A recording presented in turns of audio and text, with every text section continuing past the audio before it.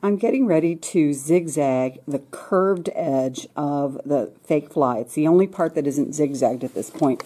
And we want to zigzag it before we stitch it to the front of the shorts because otherwise it can fray. So I have my machine set on stitch 5 and I'm just going to stitch a little bit just to make sure my machine is working okay. Remember, needle up, press your foot up, pull off to the left, cut your threads. And it looks the same on both sides, so we are ready to go. Now I'm going to push my speed down really slowly because this curve is kind of tricky, and I want to make sure that I do a nice job of it and I don't fall off the edge.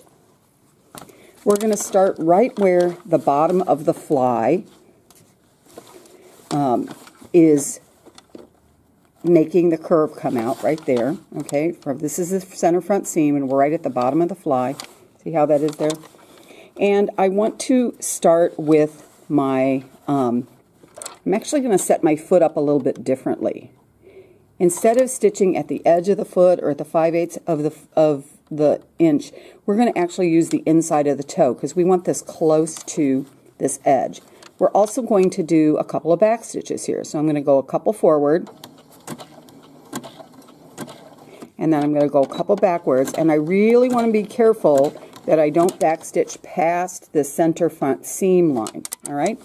And then as I stitch, I'm going to use this hand to help me turn this because I don't have anything over here to hold on to. So I'm going to be making a movement kind of like that. And I want to go slow because I want to make sure that I do a good job on here. Okay, and this is where I'm focusing, right here.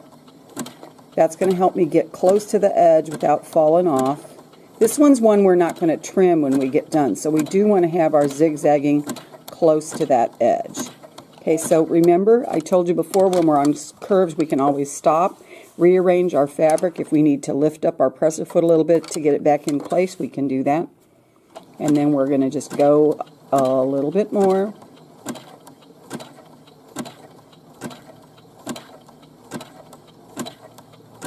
Around that curve. I'm going to speed up just a tiny bit, not much.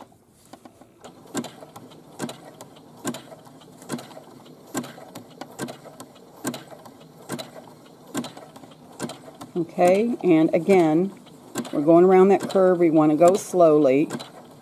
Now, once we hit the straight, and I'm right about at the straight right now, I'm going to stop.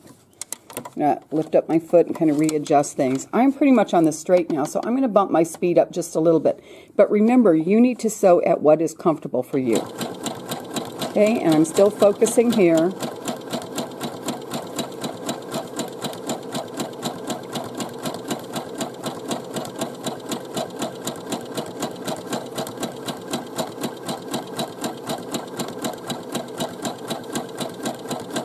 And I'm almost to the top.